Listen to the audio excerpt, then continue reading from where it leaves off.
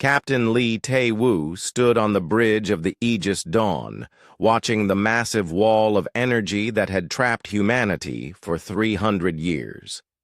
The barrier stretched across space like a giant curtain made of light and electricity. No human ship had ever crossed it and returned to tell the story. "Final systems check complete, Captain," said Dr. Park Soo-jin from her science station.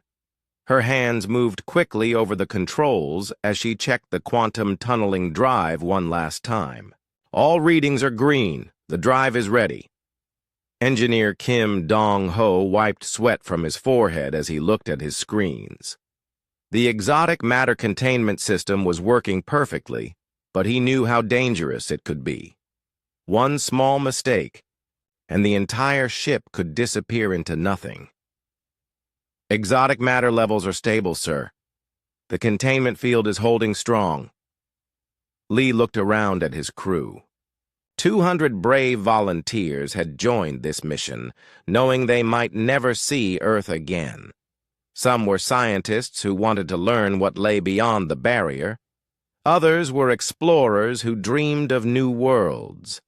All of them believed that humanity deserved to be free. "Communications, send a message back to Earth," Lee ordered. "Tell them we are about to make history." Han So-young nodded and opened the communication channel. "Message sent, Captain. Earth Command wishes us good luck." The barrier had appeared suddenly in the year 2087, cutting off humanity from the rest of the galaxy. Scientists had tried everything to break through it. They sent nuclear missiles, energy beams, and even black hole generators. Nothing worked. The barrier absorbed every attack and grew stronger. For decades, humanity thought they were alone. They built colonies on Mars and the outer planets. They created new technologies and learned to live in space. But always, the barrier remained.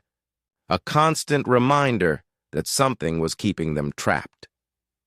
Then Dr. Park made her discovery. She found that the barrier was not solid like a wall. It was made of twisted space and time, folded in ways that normal physics could not explain. If they could match the barrier's frequency and phase through it like a ghost, they might be able to cross to the other side. It took 10 years to build the quantum tunneling drive. The technology was so advanced that only 3 people in all of humanity truly understood how it worked. Dr. Park was one of them. The other 2 had died in testing accidents, making her knowledge even more precious. "Distance to barrier, 1,000 kilometers, reported Navigation Officer Jung Hye-rin. "All systems are running perfectly." Lee felt his heart beating faster. In just a few minutes, they would either make the greatest discovery in human history or die trying. "Begin the final approach. Reduce speed to 1/4 impulse." The Aegis Dawn moved slowly toward the barrier. Through the main screen, the crew could see the wall of energy growing larger and brighter. Strange colors danced across its surface like oil on water. Some crew members had to look away because the patterns hurt their eyes. "The barrier is reacting to our presence," Dr. Park said, excitement in her voice. "I'm reading massive energy, spikes. It's almost like it knows we're coming." "Is that good or bad?" asked Security Chief Choi Min-ho. "I don't know," Dr. Park admitted. "We've never gotten this close before." The ship continued forward. At 500 kilometers, the barrier began to pulse faster. At 200 kilometers, it started making sounds that traveled through space itself. The hull of the Aegis Dawn vibrated like a drum. "Captain, should we turn back?" asked pilot Nam Jae-sung. His hands were ready to change course at a moment's notice. Lee shook his head. "We've come too far to quit now. Humanity has been prisoners for 3 centuries. Today we break free." At 50 kilometers, something strange happened. The barrier began to change color, shifting from bright white to deep blue. The patterns on its surface moved faster, creating shapes that almost looked like writing. "It's trying to communicate," whispered Dr. Park. "The patterns, they're mathematical sequences, prime numbers, geometric shapes. Someone built this thing." "Someone or something," corrected Medical Officer O.U. Jin. "We don't know what we're dealing with out here." "Distance. 10 kilometers, Jung Hye-rin announced. "We're almost there." Lee took a deep breath. "Dr. Park, activate the quantum tunneling drive." "Activating now," she replied. Her fingers danced over the controls, entering the final sequence. "Exotic matter is being channeled into the drive core. Quantum field generators are online. We are ready for phase transition." The ship began to change. The normal hum of the engines grew deeper and stranger. The lights dimmed as power flowed into the new drive system. Outside, space itself seemed to bend around the Aegis Dawn. "Field stability at 98%, reported Engineer Kim. "All systems are responding normally." "Take us through," Lee ordered. Dr. Park pressed the final button. The quantum tunneling drive came to life with a sound like thunder mixed with music. The Aegis Dawn became translucent, its solid metal hull fading until it looked like a ghost ship made of light. The barrier reached out to touch them. Energy flowed around the ship like water around a stone. For a moment, the crew felt weightless, as if they were falling through empty space. Colors that had no names flashed past the windows. Time moved strangely, sometimes fast and sometimes slow. Then reality twisted. The crew saw impossible things, stars that sang, planets made of pure thought, creatures the size of moons swimming through space like fish. Jung Hye-rin watched her navigation instruments spin wildly as the normal rules of physics stopped working. "Stay calm," Lee called out as several crew members grabbed their chairs. "Dr. Park, how much longer?" "Almost through," she replied, though her voice sounded strange, like it was coming from far away. "The barrier is... it's scanning us, reading our DNA, our thoughts, our history." "Can it hurt us?" asked Choi Min-ho. "I don't think so. It feels more curious than hostile." The scanning continued for what felt like hours, but was probably only seconds. The barrier learned everything about humanity, their wars and peace treaties, their art and science, their hopes and fears. It read the memories of every person on the ship and somehow understood what it meant to be human.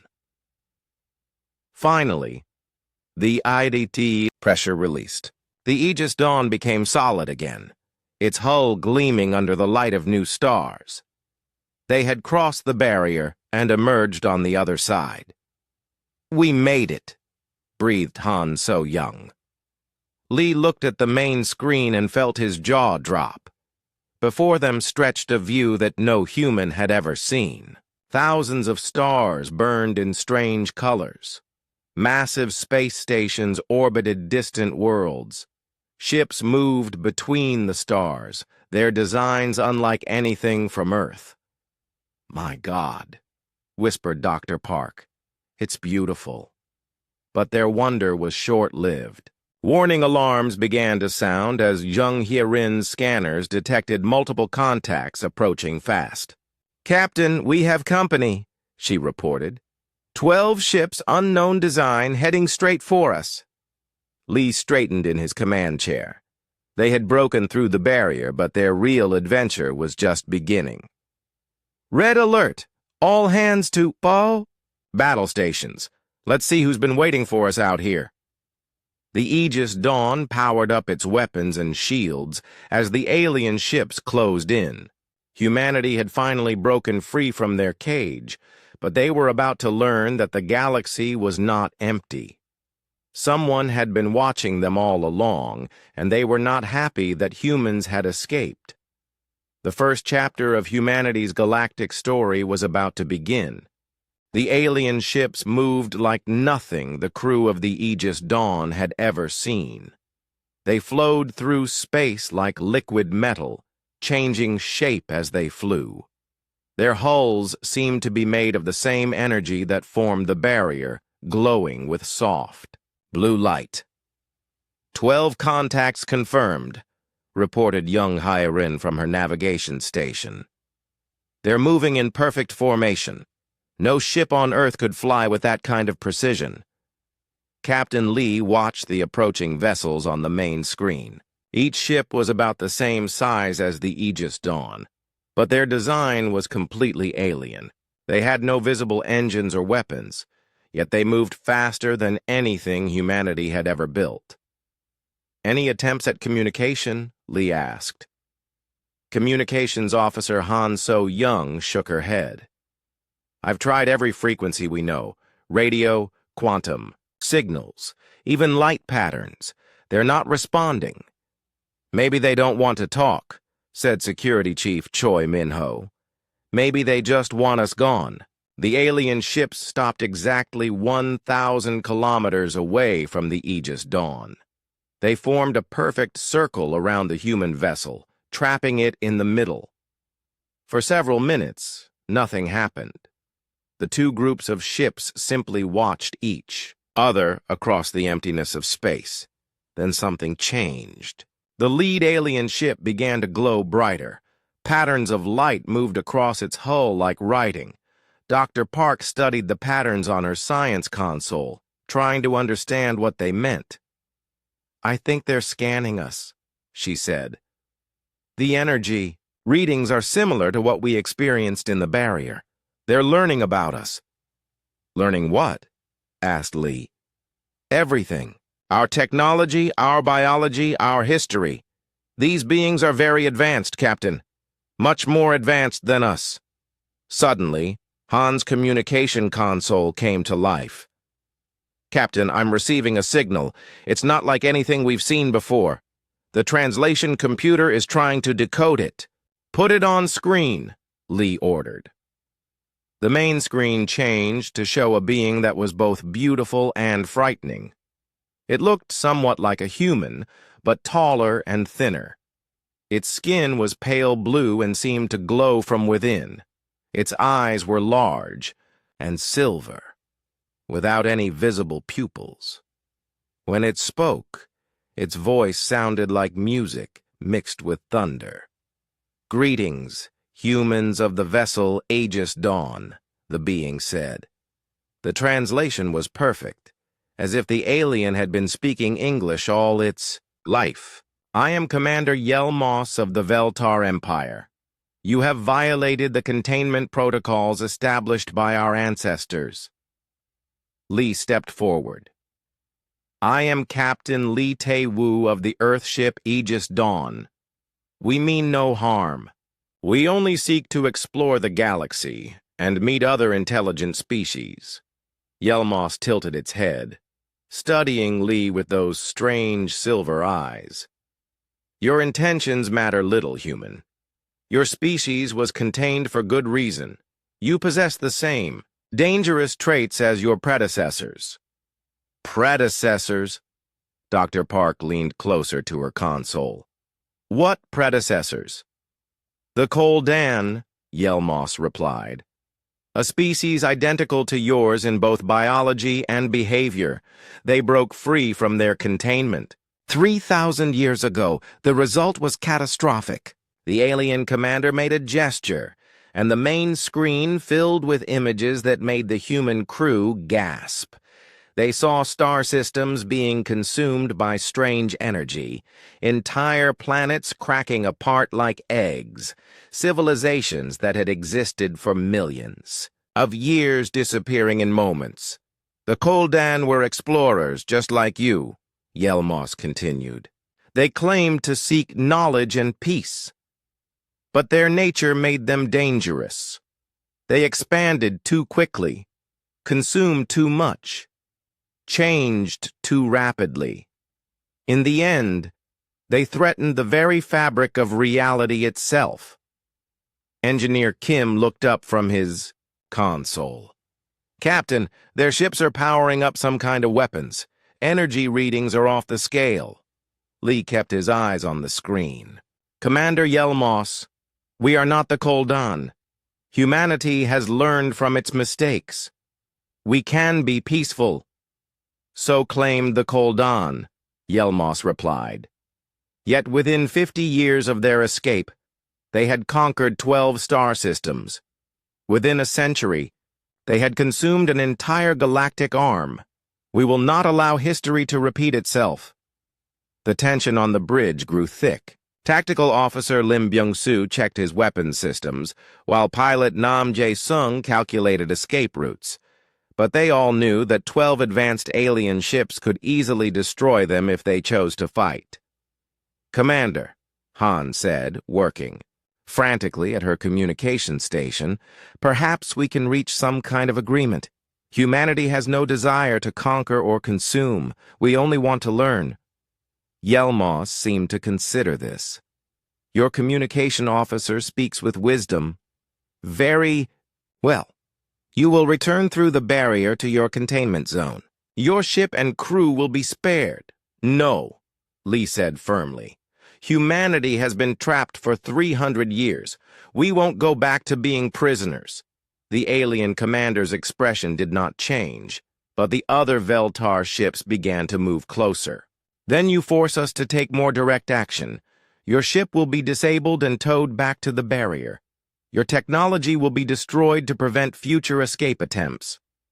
Dr. Park suddenly spoke up. "Commander Yelmos, before you act, consider this. We broke through your barrier using completely different technology than the Koldan. Doesn't that prove we're different?"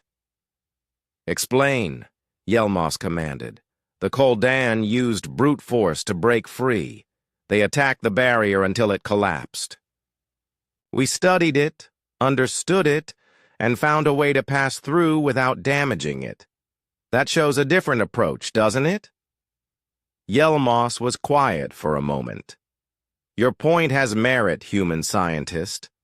The Koldan did indeed use destructive methods.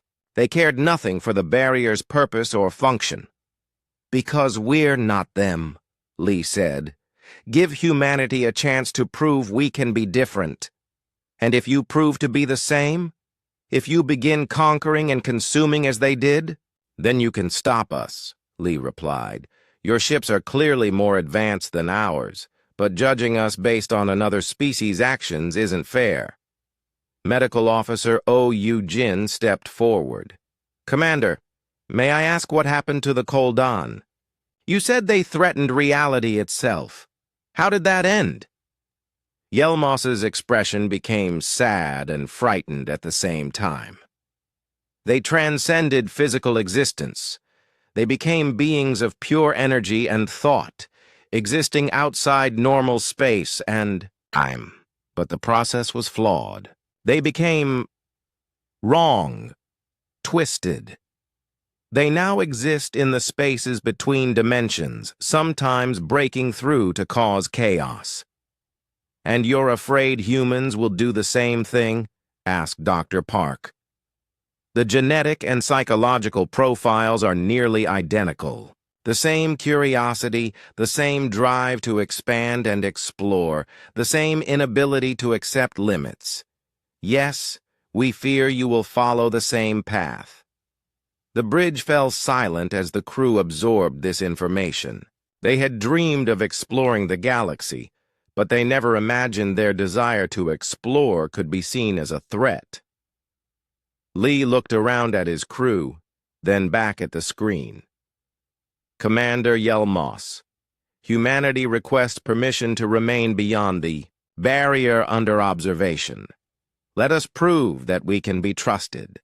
Monitor our actions, guide us if needed, but don't imprison us based on fear." Yelmos consulted with other Veltar through some kind of mental link. The alien ships maintained their positions while their commanders discussed the human request. Finally, Yelmos spoke again. The Council of Watchers has decided. You will be permitted to remain beyond the barrier for a trial period of 1 solar rotation. You will be monitored constantly. Any aggressive actions toward other species will result in immediate containment or destruction. We accept those terms, Lee said quickly. However, Yelmos continued, you are forbidden from approaching the sectors once inhabited by the Koldan. Those regions are quarantined for the safety of all. Dr. Park exchanged glances with Lee. The forbidden zones would be exactly where they could learn about humanity's supposed predecessors. We understand, Lee lied smoothly. Very well. Follow our ships to Veltar Station Gamma. You will be processed and assigned a liaison. Do not deviate from the prescribed course. The alien ships moved into escort formation around the Aegis Dawn. As they began to move toward the distant space station, Lee quietly spoke to his senior officers. We're not prisoners yet, he whispered. But we're not free either. Start planning, people. If the Veltar won't tell us about the Koldan, we'll have to find out for ourselves. Veltar Station Gamma was massive beyond anything humanity had ever built. The space station stretched for hundreds of kilometers in all directions, its crystalline structure glowing with the same blue energy as the alien ships. Thousands of vessels from dozens of different species came and went from its docking bays. Dr. Park stared at the main screen in wonder. Captain, the energy readings from that station are incredible.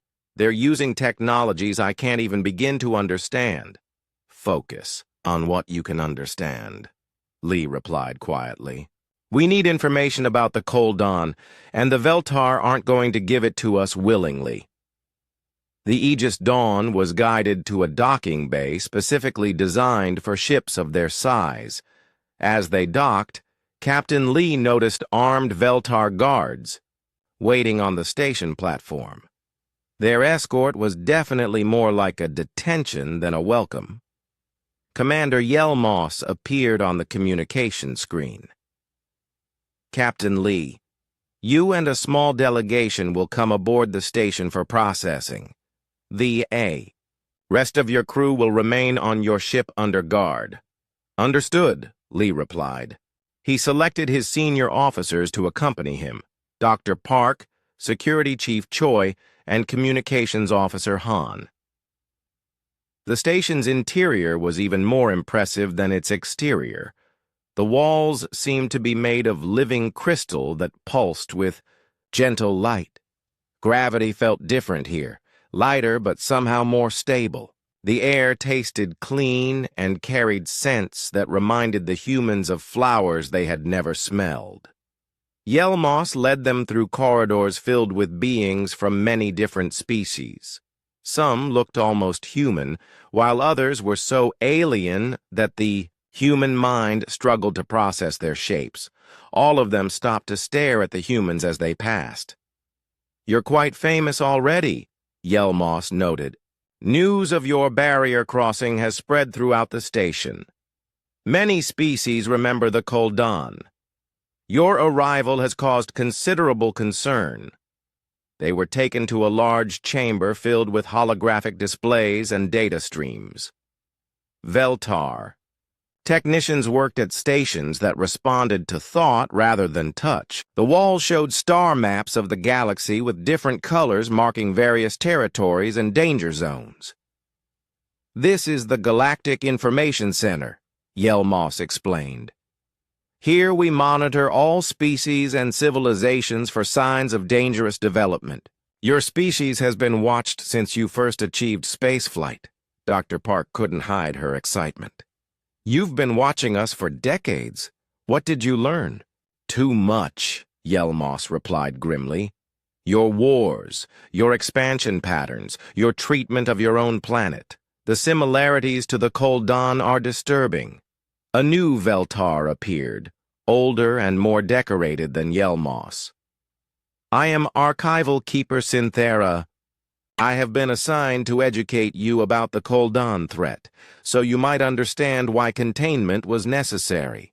Synthera gestured to a large holographic display. Images began to appear showing a species that looked exactly like humans. The Koldan had the same basic body structure, the same facial features, even the same range of skin and hair colors. The Koldan emerged from the Kepler 442 system approximately 4,000 years ago, Synthera began. Like you, they were contained by a barrier when they reached their local galactic boundary. Like you, they eventually found a way to break through. The images showed Koldan ships exploring new star systems. At first, their expansion seemed peaceful. They established colonies and made contact with other species, but gradually the pattern changed. Within 50 years, they had conquered the Andorian Republic, Synthera continued. They claimed it was for protection, to save the Andorians from a plague that threatened their species. Within a century, they had absorbed 6 more civilizations, always with seemingly noble reasons. Choi leaned forward.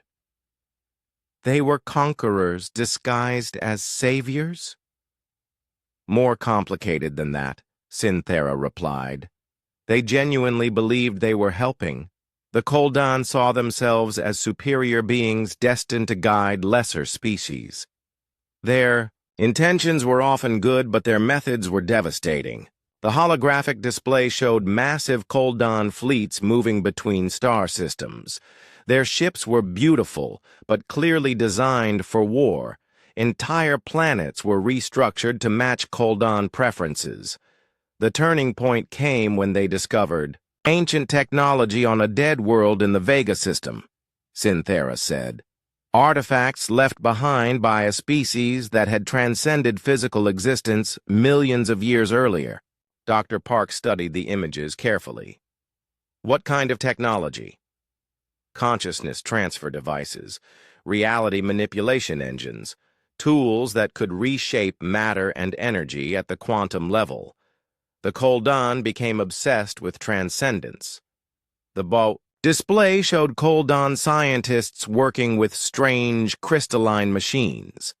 The technology seemed to respond to their thoughts, creating impossible structures and energy patterns. They began experimenting on themselves, Synthera continued, enhancing their bodies, expanding their minds, trying to become something beyond human. The results were disturbing. New images appeared showing Koldan who had undergone the enhancement process.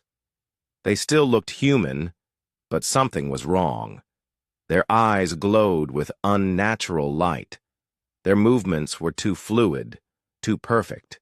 When they spoke, reality seemed to bend around their words. They gained incredible powers, Synthera said.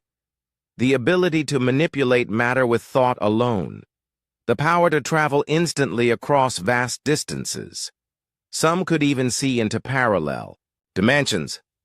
Sounds like they achieved their goal, Han observed. In a sense, yes. But the process changed them in ways they didn't expect. They lost their empathy, their connection to other living beings. They began to see all other species as inferior, as obstacles to be removed. The holographic display showed the final phase of Koldan expansion. Their enhanced warriors could destroy entire fleets with a gesture. They reshaped planets to suit their needs, often killing billions of native inhabitants in the process. The Galactic Council tried to stop them, Synthera said. We gathered the largest fleet in galactic history. 2 million ships from 300 species. The Koldan destroyed it all with just 12 vessels. Lee felt a chill run down his spine. How did you finally stop them? We didn't, Synthera admitted. They stopped themselves. The transcendence process was flawed. As they gained more power, they became less stable. Their enhanced minds began to break down. They started fighting among themselves, each faction believing it had found the true path to perfection. The display showed Koldan's ships turning on each other. Their weapons tore apart star systems in battles that defied physics. Space itself seemed to crack under the strain of their conflicts. In the end, they transcended completely, Synthera said. They abandoned their physical forms and became beings of pure energy and thought. But the process was corrupted by their wars and madness. They exist now in the spaces between dimensions, occasionally breaking through to cause chaos. Dr. Park was taking notes on a small tablet. Do they still pose a threat? Occasionally. A transcended Koldan will manifest somewhere in the galaxy and cause massive destruction before we can contain it. That's why the quarantine zones exist, to keep other species away from their artifacts and prevent new transcendence events. Yelmos stepped forward. Now you understand why we contained humanity. Your species shows all the same traits that led to the Koldan disaster. The same curiosity, the same ambition, the same inability to accept limitations. But we're not them, Choi said firmly. Just because we look similar doesn't mean we'll make the same mistakes. Perhaps, Synthera said, but the risk is too great to ignore. If humanity follows the Koldan path, it could mean the end of all civilized life in the galaxy. Dr. Park looked up from her notes. Keeper Synthera, may I ask about the Koldan artifacts? Are they still active? Very much so. The quarantine zones contain dozens of Koldan worlds where their transcendence technology still functions. We've lost entire research teams who tried to study those devices. The technology seems to call to species with human-like psychology. What? Do you mean it calls to them? Lee asked. The artifacts produce a psychic resonance that attracts curious minds. The more intelligent and ambitious the species, the stronger the attraction. Several civilizations have been completely destroyed trying to unlock Koldan's secrets. The human delegation exchanged worried glances. The technology that had doomed the Koldan was still out there, waiting for someone else to find it. We won't seek out their technology, Lee said carefully. Humanity has no interest in transcendence. We just want to explore and learn. Synthera studied him with ancient eyes. The Koldan said the same thing, Captain. They always said the same thing. 3 days later, the Aegis Dawn departed Veltar Station Gamma with strict orders to remain in designated safe zones. Commander Yelmos had assigned a patrol ship to monitor their movements, but Captain Lee had other plans. Navigation set. Course for the Kepler 442 system, he ordered quietly, once they were away from the station. Jung Hyerin looked surprised. Captain, that's the Koldan home system. It's in the Forbidden Zone. I know exactly what it is, Lee replied. Dr. Park, what's our status on the quantum tunneling drive? Still operational, but we should avoid using it unless absolutely necessary. The exotic matter reserves are limited, and we don't know if we can get more out here. Lee nodded. Engineer, Kim, can you mask our energy signature? I want to avoid detection as long as possible. Kim's fingers flew over his console. I can reduce our output by 60%. It'll slow us down, but will be much harder to spot on long-range sensors. Security Chief Choi moved closer to the captain's chair. Sir, if the Veltar catch us in the Forbidden Zone, they'll destroy us without warning. Then we'd better not get caught, Lee said with a grim smile. The Veltar know more about humanity's connection to the Koldan than they're telling us. If we want answers, we'll have to find them ourselves. The Aegis Dawn changed course and headed toward the edge of Veltar space. Behind them, the patrol ship maintained its distance, unaware that the humans were planning to break their agreement. For 2 days, they traveled normally through safe zones. Lee made sure to file regular reports with the Veltar, describing their exploration of approved star systems. But on the third day, they reached the boundary of the Forbidden Zone. "Patrol ship is holding position at the boundary marker," reported Jung Hye-rin. "They're not following us any further." Perfect. Now comes the tricky part. Pilot Nam, take us into the asteroid field. Ahead lay a massive field of space rocks and debris, the remains of a planet that had been destroyed in some ancient war. The asteroids provided perfect cover for a ship trying to hide from sensors. Nam Jae-sung gripped his controls tightly. "This is going to be rough, Captain. These rocks are moving fast and close together." "I have faith in your skills," Lee replied.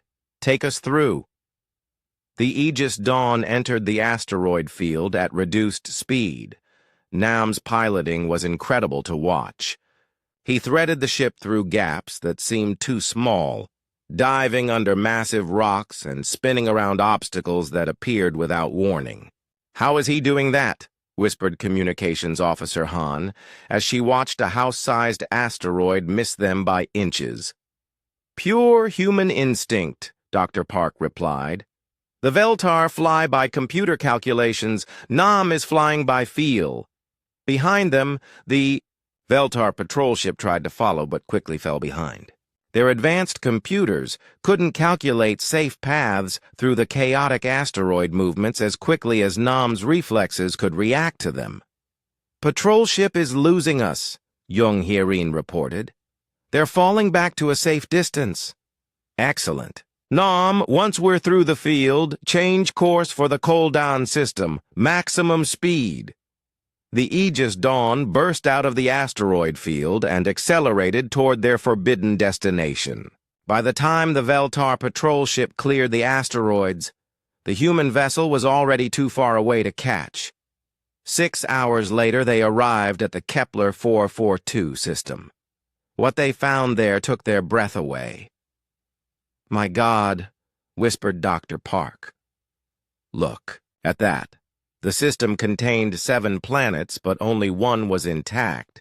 The others had been completely transformed into artificial structures that gleamed with crystalline beauty. Massive rings surrounded each world, pulsing with energy patterns that hurt to look at directly. "Those aren't planets anymore," said Engineer Kim. "They're machines, planetary-scale machines." The intact planet was clearly the original Koldan homeworld. From orbit, they could see the remains of cities and infrastructure, but everything was covered in the same crystalline growth that had transformed the other worlds. "I'm detecting thousands of energy sources on the surface," Dr. Park reported. "Whatever the Koldan built down there, it's still active after 3,000 years. Any signs of life?" asked Medical Officer Oyujin. "Nothing organic. But there are artificial intelligences running throughout the entire system. They seem to be maintaining the crystal structures." Lee made his decision. "Prepare an away team. We're going down to the surface." "Captain, that's extremely dangerous," Choi warned. "We don't know what those crystals do." "Which is exactly why we need to investigate. If humanity is destined to become like the Koldan, we need to understand what that means." The away team consisted of Lee, Dr. Park, Engineer Kim, Security Chief Choi, and Tactical Officer Lim Byung-soo. They took a shuttle down to the planet's surface, landing near what appeared to be the remains of a major city. The Koldan homeworld was hauntingly beautiful.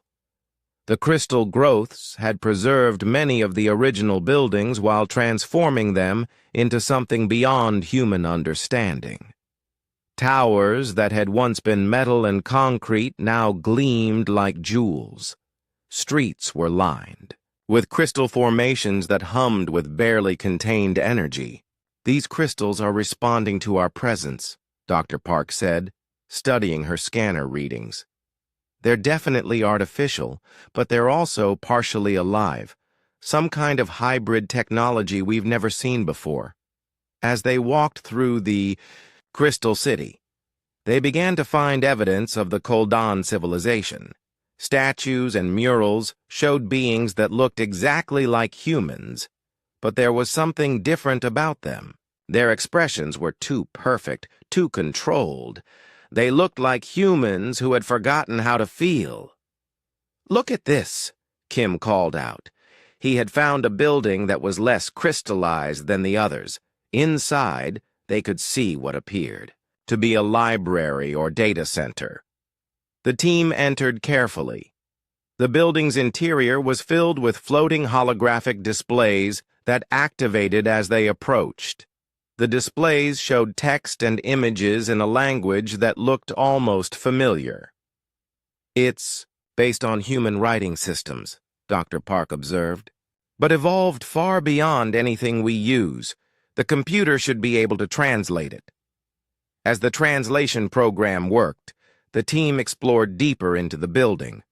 They found laboratories filled with strange equipment and living areas designed for beings who no longer needed to eat or sleep.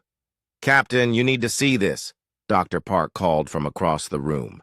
She was standing in front of a massive holographic display that showed the history of the Koldan civilization. The images told a story that was both fascinating and terrifying. The early Koldan had been almost exactly like modern humans. They had struggled with war, poverty, and environmental problems. They had dreamed of exploring the stars and finding their place in the universe, but then they had discovered the transcendence technology. At first, they used it carefully, making small improvements to their bodies and minds.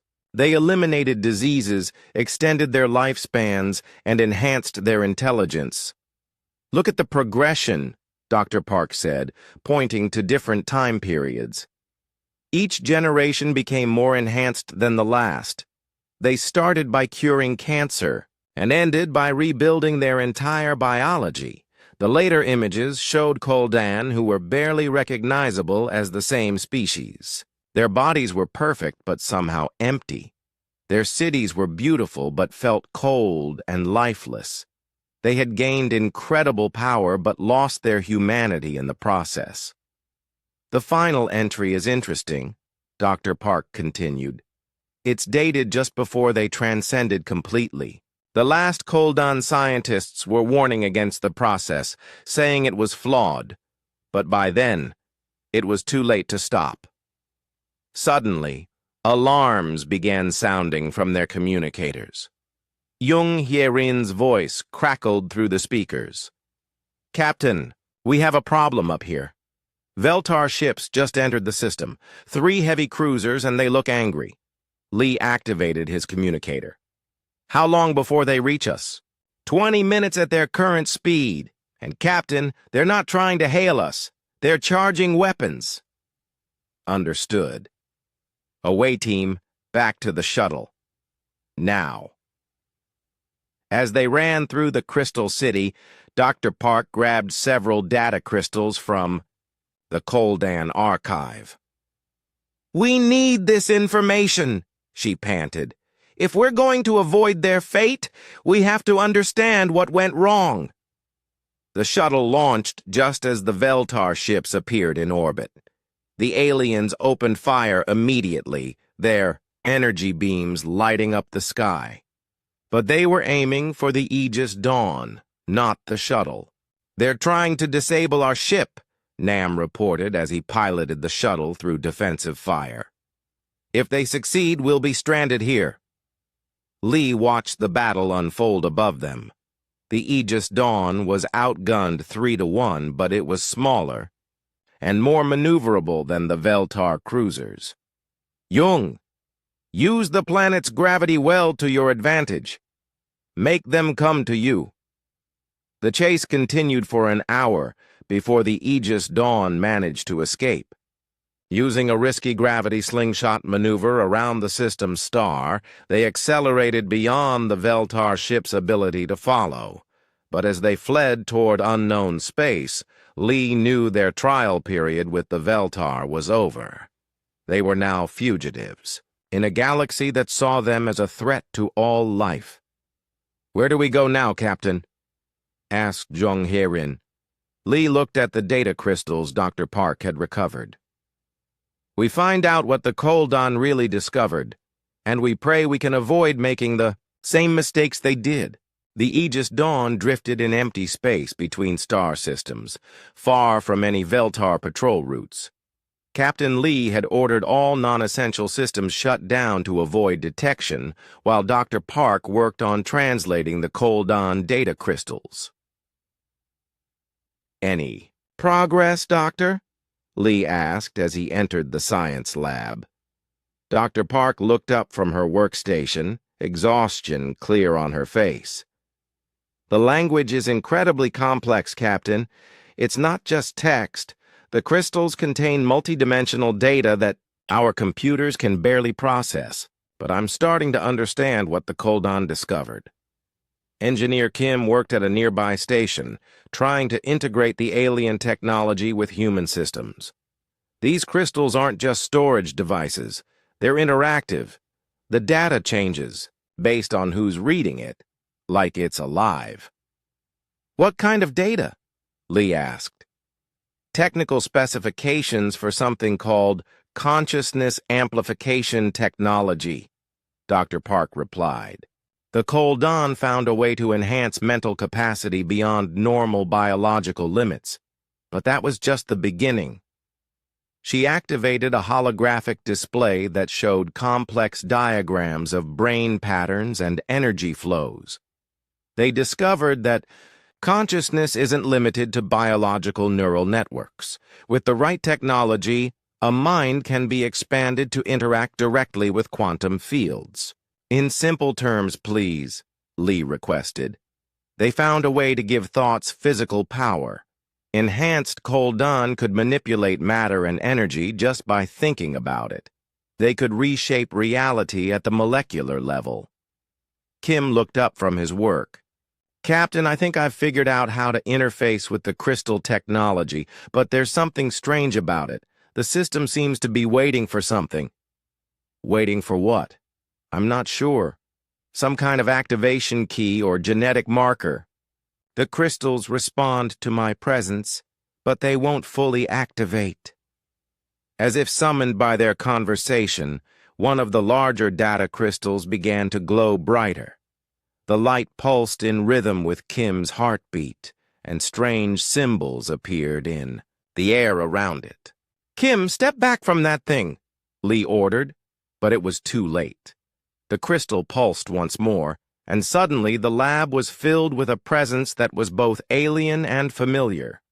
A voice spoke directly into their minds, bypassing their ears entirely. "Greetings, children of Earth. I am Nixthara, archive keeper of the Koldan Legacy Project." The three humans stood frozen as a holographic figure materialized in front of them. It looked like a Koldan in the final stages of enhancement. Humanoid, but somehow more than human. Its eyes held intelligence that seemed to span millennia. "You're an artificial intelligence," Dr. Park said, her scientific curiosity overcoming her fear. "I am the collected consciousness of the last unenhanced Koldan scientists," Nixthara replied. "Before our people transcended completely, we preserved ourselves in this form to guide future generations." Lee found his voice. "Future generations of what?" "The Koldan transcended 3,000 years ago." "Not all Koldan, Captain Lee Tae-woo.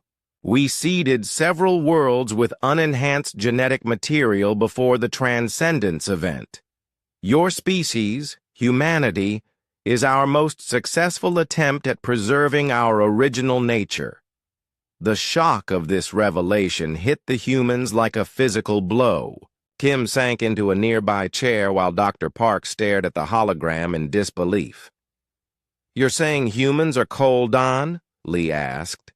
You are what we once were, before we lost ourselves to enhancement, Nyxthera confirmed. We planted your ancestors on Earth 40,000 years ago, in the hope that they would develop naturally and avoid our mistakes. But we broke through the barrier, Dr. Park said. We found you just like the original Koldan found the Transcendence. Technology. Yes. The pattern repeats, as we feared it would. Your species possesses the same drive for knowledge and advancement that doomed us. But you also possess something we lost. The ability to feel genuine emotion and empathy. The AI gestured to the crystal around them. This technology responds only to pure Koldan genetics.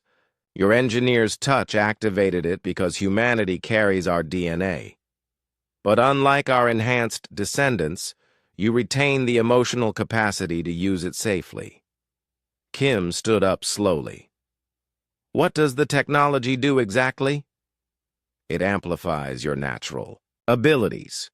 Enhanced reflexes, increased intelligence, the power to interface directly with quantum fields. But most importantly, it allows biological beings to control transcendence technology without losing their essential nature.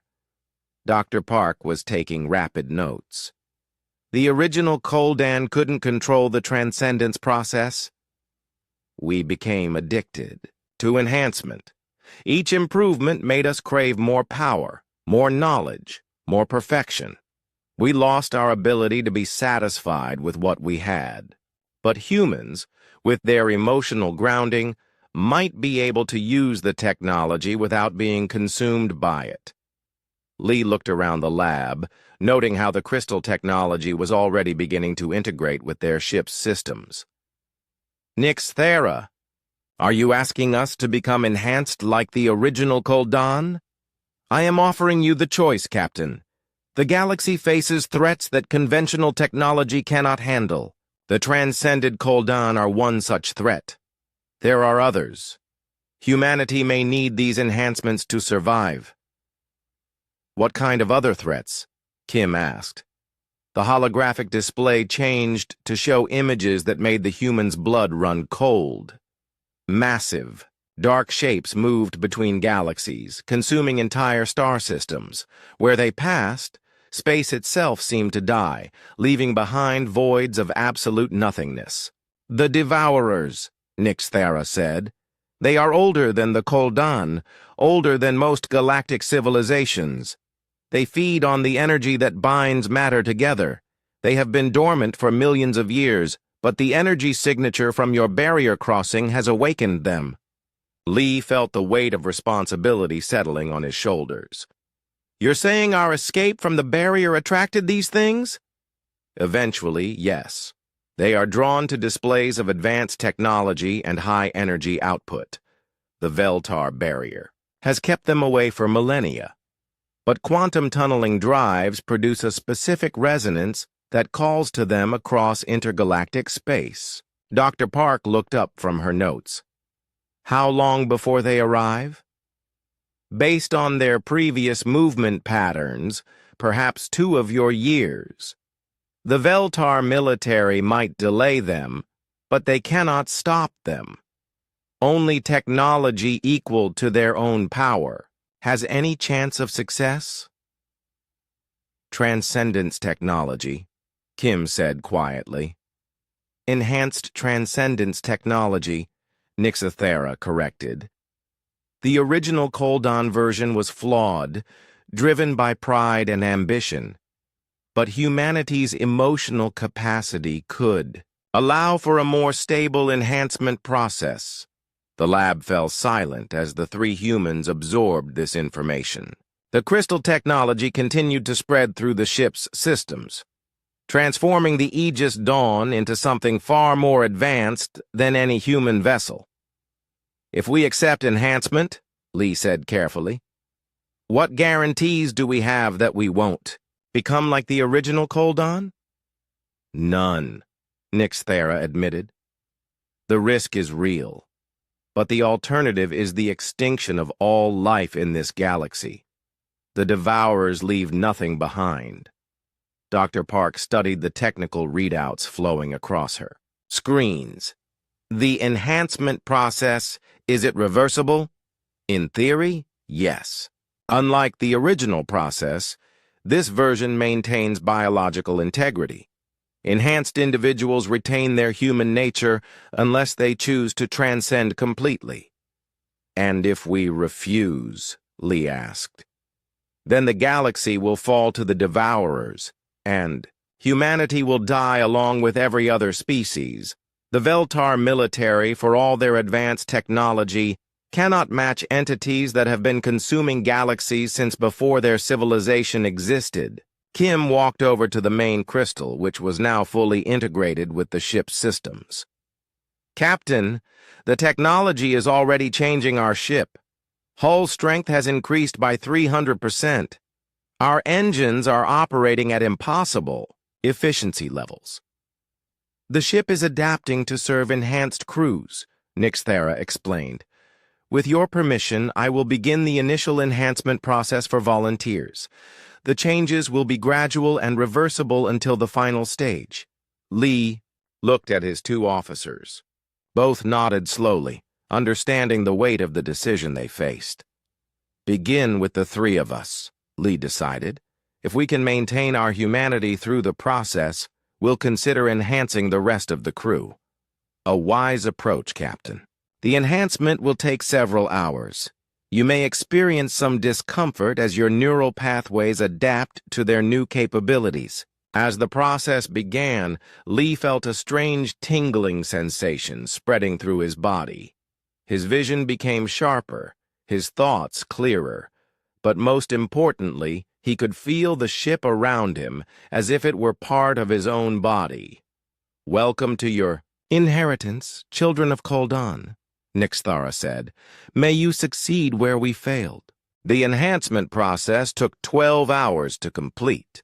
When Captain Lee opened his eyes, the universe looked completely different. He could see energy patterns flowing through space, feel the gravitational pulls of distant stars, and sense the thoughts of his crew members like whispers in his mind. Status report, he said, and was surprised to hear his voice carrying harmonics that resonated through the ship's hull. Dr. Park looked up from her station, her eyes now glowing with a soft blue light. The process was successful, Captain. Our neural capacity has increased by approximately 400%. I can process data streams that would have taken days to analyze. Engineer Kim flexed his hands, watching electricity dance between his fingers. The ship is responding to our thoughts now. I don't need to touch the controls. I can interface with the systems directly through the crystal network. And our humanity? Lee asked, the question weighing heavily on his mind. Still intact, Dr. Park confirmed. I can feel the enhanced abilities, but I'm still myself. The emotional centers of our brains haven't been altered, just connected to new pathways. Nixthara's holographic form appeared beside them. The enhancement has proceeded better than expected. Your species' emotional stability allows for much deeper integration than the original Koldan achieved. But now comes the test. What test? Lee asked. Look at your tactical display, Captain. Young Hae-Rin's voice came over the communication system, filled with alarm. Captain, we have massive contacts approaching. I've never seen ships this large before. Lee, Dr. Park, and Kim rushed to the bridge. What they saw on the main screen made them understand why the Veltar had been so frightened of enhanced beings. Fleet Admiral Zeth Korin's armada filled the space around them. 300 ships of various sizes, from patrol vessels to massive dreadnoughts that were larger than space stations. The lead ship was so big, it had its own gravity field, pulling smaller debris into orbit around its hull. They found us, Communications Officer Han reported. The fleet admiral is demanding our immediate surrender. Lee studied the armada with his enhanced perception. He could see the energy flows in each ship, understand their weapon systems, and predict their movement patterns. The knowledge was overwhelming but somehow manageable. "Put the Admiral on screen," he ordered. Zeth Korin appeared on the display, even more imposing than Yelmos had been. This Veltar was ancient by any standard, with cybernetic enhancements that gleamed with authority. When it spoke, its voice carried the weight of millennia. "Captain Lee Tae-woo of the human vessel Aegis Dawn, you stand accused of violating quarantine protocols and activating forbidden Koldan technology. Surrender immediately or face destruction." Lee stepped forward, feeling the enhanced confidence flowing through him. "Admiral Zeth Korin, humanity poses no threat to the Veltar Empire or any other species. We seek only to defend ourselves against the coming darkness." Coming darkness. The Admiral's expression changed slightly. "Explain." Dr. Park moved to Lee's side. "The Devourers have been awakened. They're already moving toward this galaxy. The Koldan AI warned us." Impossible. The Devourers have been dormant for 3 million years. Our sensors would have detected any movement. "Your sensors can't detect entities that exist partially outside normal space-time," Lee replied, surprised by his own knowledge. The enhancement was giving him access to information he had never learned. Zeth Korin consulted with other Veltar through what Lee now recognized as a telepathic network. The enhanced human could actually sense the edges of their communications, though he couldn't understand the content. "Even if your claims about the Devourers are true," the Admiral said finally, "that does not excuse your violation of the quarantine. You have activated Koldan technology and begun the enhancement process. This cannot be allowed to continue." "We're not the original Koldan," Engineer Kim said, stepping forward. "We can control the technology without losing our humanity." So they claimed, initially. But the enhancement process is addictive. You will crave more power, more knowledge, more perfection. Within a generation, you will be no different from those who transcended. Lee felt the truth in the Admiral's words. Even now, he could sense the potential for greater enhancement, the tantalizing possibility of unlimited power. But he could also feel his crew's emotions, their hopes and fears, keeping him grounded in his humanity. "Perhaps," Lee admitted, "but right now, we're the only hope this galaxy has against the Devourers. Give us a chance to prove we can use this power responsibly." "No." Zeth Korin's voice was final. "The risk is too great. Your ship will be destroyed, and your enhancement technology will be sealed away forever." The Veltar fleet began to move into attack formation, their weapons powered up, filling space with deadly energy patterns. But Lee found that his enhanced mind could track every ship, predict every movement. "Tactical," he called to Lim Byung-soo. "Defensive pattern Beta 7. Use the new targeting systems." "Sir, what new targeting systems?" Lim asked, confused. "Think about hitting their engines," Lee replied. "The ship will understand." Lim concentrated, and suddenly the Aegis Dawn's weapon systems responded to his thoughts. The targeting computer highlighted weak points on the enemy ships that no human system should have been able to detect. The battle began with the Veltar fleet firing a coordinated barrage that should have vaporized the human ship. But the enhanced Aegis Dawn moved with impossible grace, sliding between energy beams and returning fire with surgical precision. "How are we doing this?" Jung Hyerin asked, as she watched their ship perform maneuvers that violated several laws of physics. "The crystal technology is interfacing with our neural patterns," Dr. Park explained while monitoring the ship's systems. "We're not just piloting the ship, we're becoming part of it." The Aegis Dawn danced through the Veltar formation, its weapons targeting engine systems and shield generators with perfect accuracy. The alien ships were damaged but not destroyed, exactly as Lee intended. "Admiral," he called over the communication channel, "we could have destroyed your lead ships if we wanted to. We're defending ourselves, not attacking." Zeth Korin's voice was filled with frustrated anger.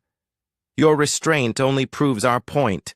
You're trying to appear noble while demonstrating superior power. It's exactly what the Koldan did." More Veltar ships joined the battle, but the result was the same. The enhanced Aegis Dawn was simply too fast and too precise for conventional weapons to target effectively. Lee found himself fighting with tactics that came from nowhere, using strategies that seemed to appear in his mind fully formed.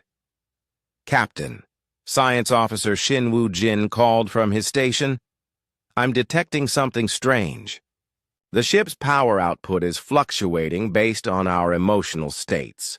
Lee paused in his tactical planning. "Explain." "When we feel determined or confident, the systems operate at higher efficiency. When crew members feel doubt or fear, power levels drop. It's like the technology feeds on human willpower." Dr. Park nodded in understanding. "That's why the original Koldan failed.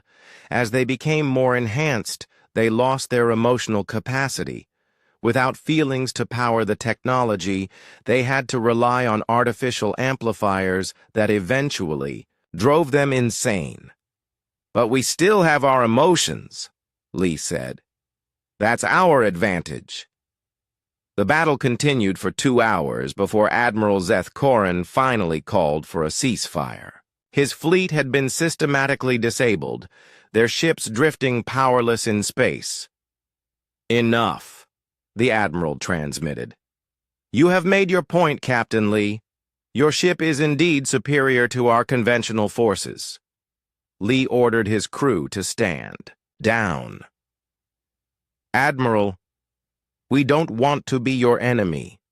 The real threat is coming from beyond this galaxy." "You speak of the Devourers again. Even if they exist, what makes you think enhanced humans can stop them when the original Koldan could not?" "Because we're not trying to transcend," Lee replied. "We're trying to remain human while using transcendent power. The combination of advanced technology with emotional grounding might be exactly what's needed." Zeth Korin was quiet for a long moment. Then his tactical displays lit up with new contacts, massive energy signatures moving between distant star systems. "By the ancient lights," the Admiral whispered. "Long-range sensors are detecting Devourer scout ships. They're already in the Outer Rim territories." Lee felt a chill run through his enhanced nervous system. "How long before they reach populated systems?"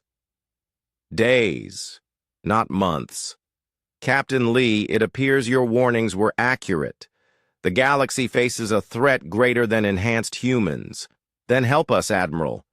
Your fleets combined with our enhanced capabilities might be enough to stop them." Zeth Korin looked at the tactical readouts showing the approaching darkness. Finally, he nodded slowly. "Very well, Captain. But understand this. If you show any signs of following the Koldan path to transcendence, I will destroy you myself, regardless of the greater threat." "Understood, Admiral. But right now, we need to focus on the enemies that are already here." The combined fleet of human and Veltar ships moved through space toward the Outer Rim territories where the Devourer scout ships had been detected. Captain Lee stood on the bridge of the Aegis Dawn, now serving as the flagship for this unlikely alliance. "Long-range sensors are picking up massive energy disturbances in the Rigel sector," reported Young Hye-rin.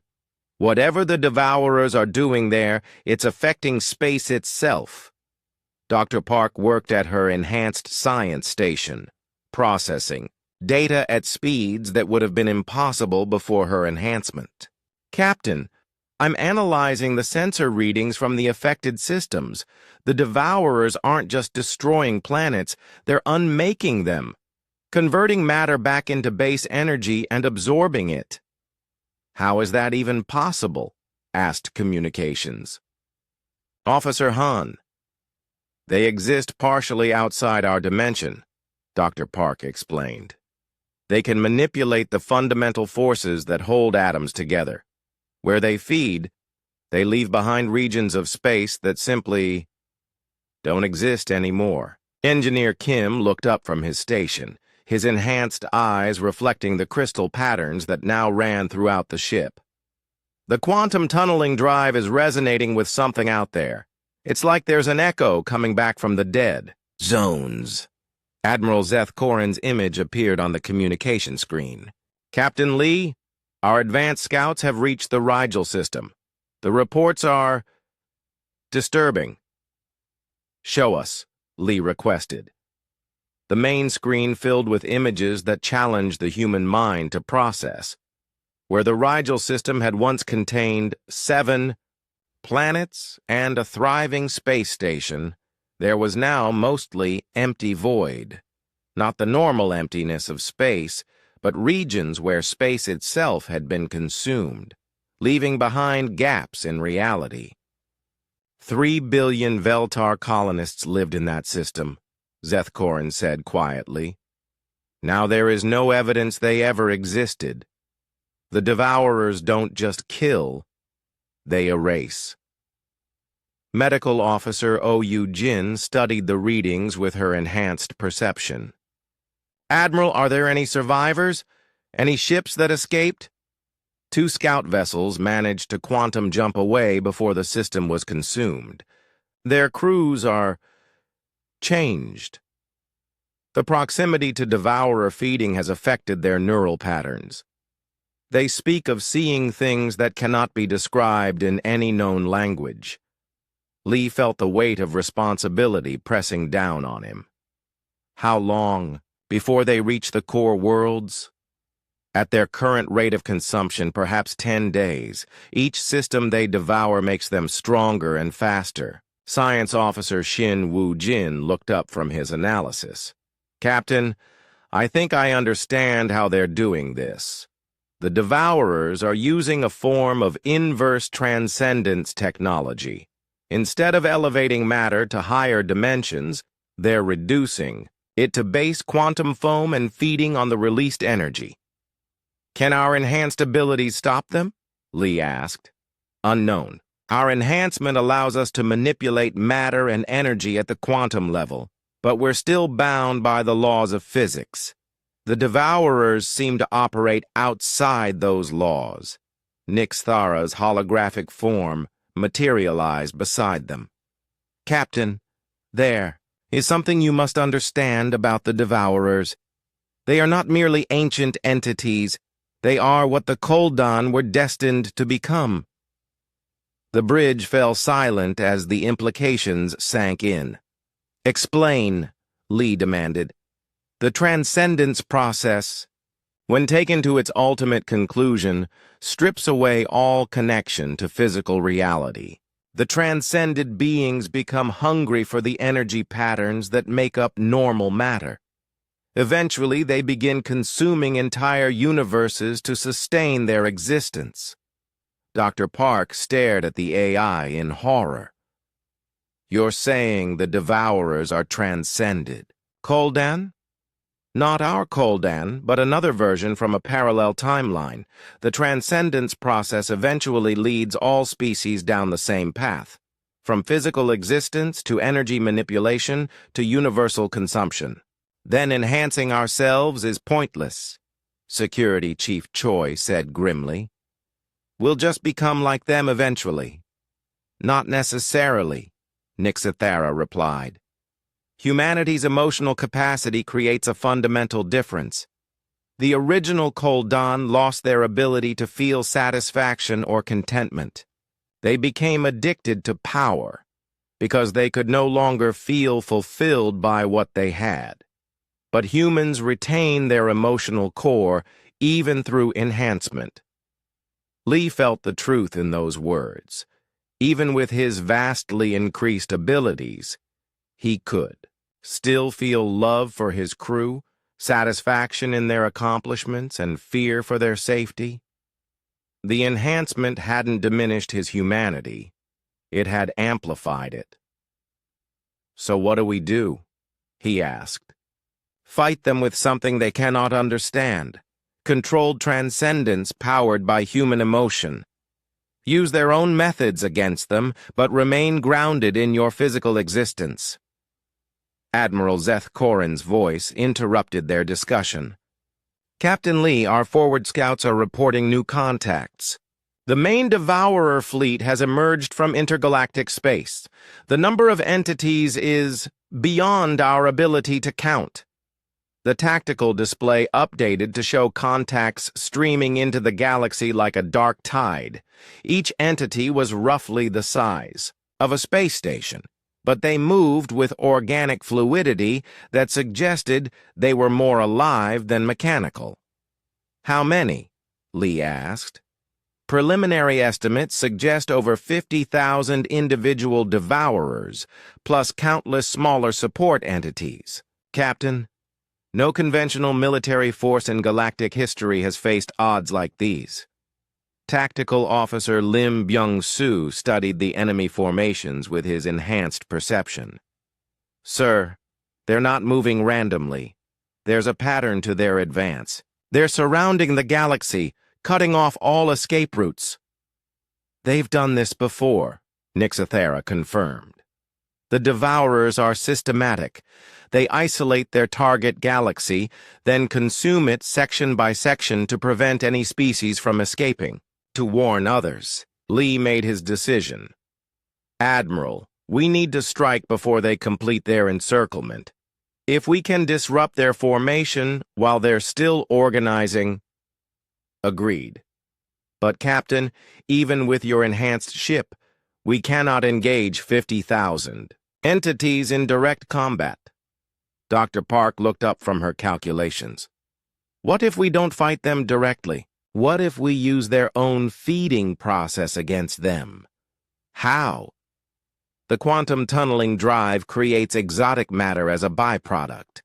If we could generate enough exotic matter and detonate it near their formation, it might create a chain reaction that destabilizes their quantum structure." Engineer Kim nodded enthusiastically. "Like poisoning them with energy they can't digest. But we'd need massive amounts of exotic matter, more than our drive can produce." "Not necessarily," Shin said. "If we network all the drives in the combined fleet and channel the output through the Aegis Dawn's enhanced systems, we might be able to generate enough exotic matter for a significant explosion." Admiral Zeth Korin's expression was skeptical. "And what's to stop this explosion from destroying our own ships?" "The human enhancement," Nixathera said. "Enhanced individuals can manipulate quantum fields directly. Captain Lee and his crew could theoretically contain and direct the explosion." Lee felt the crew's emotions through their neural link: fear, determination, hope, and desperation all swirling together. But underneath it all was something uniquely human: the willingness to sacrifice everything for others. "Do it," he ordered. "Begin networking the fleet drives. We're going to give the Devourers the worst case of indigestion in galactic history." The next several hours were spent in frantic preparation. Veltar engineers worked alongside human technicians to link their quantum drives with the enhanced systems of the Aegis Dawn. The exotic matter production increased exponentially as more ships joined the network. "Captain," Han reported, "we're receiving communications from across the galaxy. Every major species is sending their fleets to assist." Word of the Devourer threat has spread. How many ships total? Over 10,000 vessels from 200 different species. They're converging on our position. Lee smiled grimly. The Devourers wanted to face a divided galaxy. Instead, they're getting a united one. The combined armada moved toward the edge of the galaxy where the Devourer fleet was massing. As they approached, the enemy entities began to change formation, their organic shapes flowing together into larger and more threatening configurations. They know we're coming, Zethkorin observed. They're preparing for battle. Lee stood in the center of the bridge, feeling the exotic matter building to dangerous levels throughout the fleet. The enhancement allowed him to sense the quantum instabilities that would soon tear space apart. All ships, this is Captain Lee. We get one chance at this. If we fail, there won't be anyone left to try again. But if we succeed, we'll have saved not just our galaxy, but every galaxy these things might have consumed in the future. The two fleets closed to engagement range. The Devourers struck first, their attacks literally eating holes in space around the Allied ships. But the combined fleet held together, protected by Veltar shields and human determination. "Now!" Lee shouted. "Release the exotic matter!" The Aegis Dawn became the focal point for an energy release that dwarfed the output of entire star systems. Lee and his enhanced crew reached out with their minds, shaping and directing the exotic matter explosion toward the Devourer formation. For a moment, the universe held its breath. Then the explosion began. The exotic matter explosion tore through space like a wave of pure destruction. But instead of spreading randomly, it followed the quantum pathways that Captain Lee and his enhanced crew shaped with their minds. The energy struck the Devourer. Formation with the force of a collapsing star, but focused and controlled rather than chaotic. "Direct hit," reported Jung Hae Rin, as her sensors tracked the explosion's progress. "The exotic matter is disrupting their quantum coherence." Where the energy wave touched them, the Devourers began to convulse and fragment. Their partially transcended forms couldn't process the exotic matter, which existed in quantum states that even their advanced biology couldn't absorb. Instead of feeding on the energy, they were being poisoned by it. But the victory was short-lived. The Devourers adapted quickly, their remaining numbers forming defensive configurations that deflected the exotic matter away from their core formations. "They're learning," Dr. Park warned. "The same attack won't work twice." Admiral Zeth Korin's voice crackled over the communication system. "Captain Lee, we've destroyed approximately 8,000 entities, but over 40,000 remain. They're beginning their counterattack."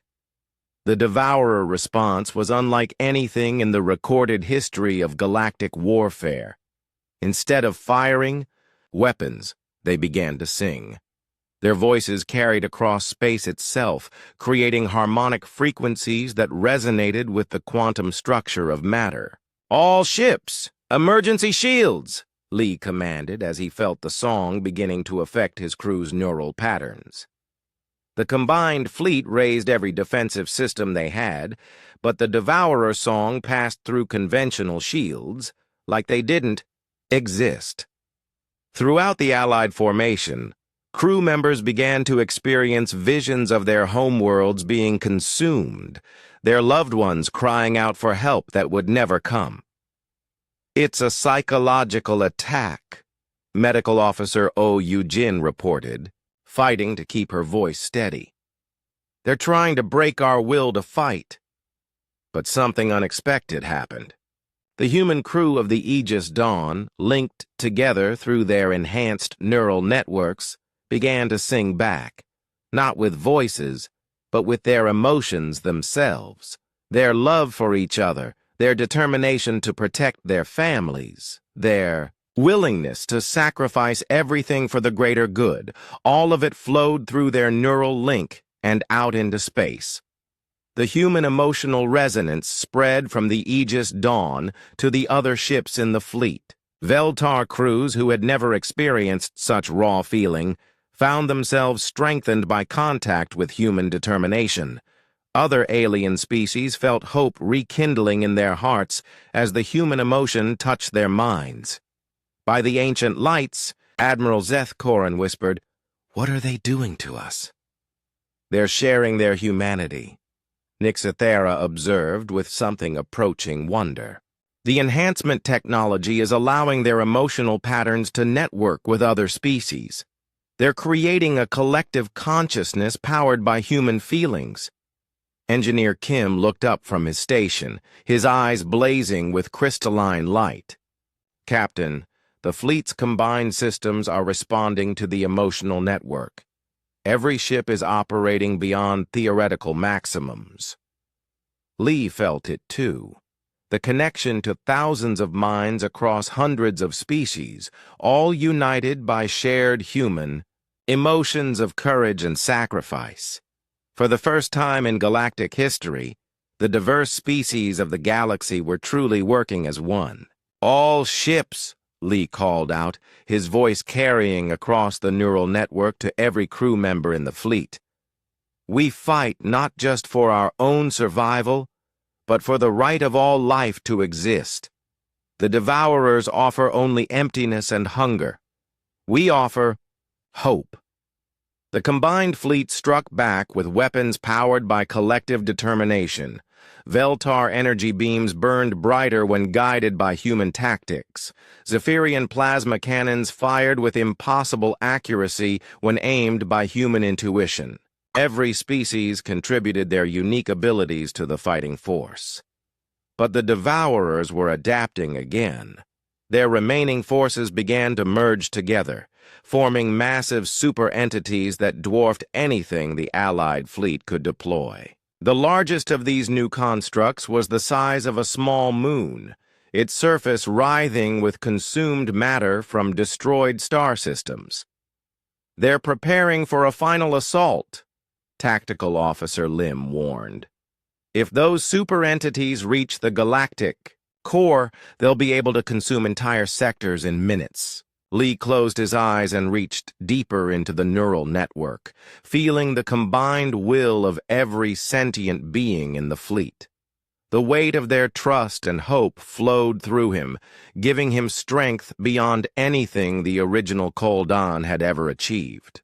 "Dr. Park," he said, his voice carrying harmonics that resonated through every ship in the fleet, "can we network the consciousness of every crew member in the Allied fleet? Create a single merged intelligence?" "Theoretically, yes," she replied, her enhanced mind processing possibilities at incredible speed. "But the risks are enormous. We could lose our individual identities completely, or we could become something greater than the sum of our parts," Lee countered. "The Devourers transcended by abandoning their physical forms and emotions. What if we transcend while keeping both?" Nixthera's holographic form flickered with uncertainty. "Captain, no species has ever attempted collective transcendence while maintaining individual consciousness. The theoretical framework exists, but the practical application is unknown." "Then we'll be the first to try," Lee decided. "Open all neural networks. Link every mind in the fleet. We're going to show the Devourers what true transcendence looks like." The process began slowly, with the enhanced human crew serving as the central hub for the expanding network. Veltar military discipline merged with human creativity. Zephyrian artistic vision combined with Andromedian scientific precision.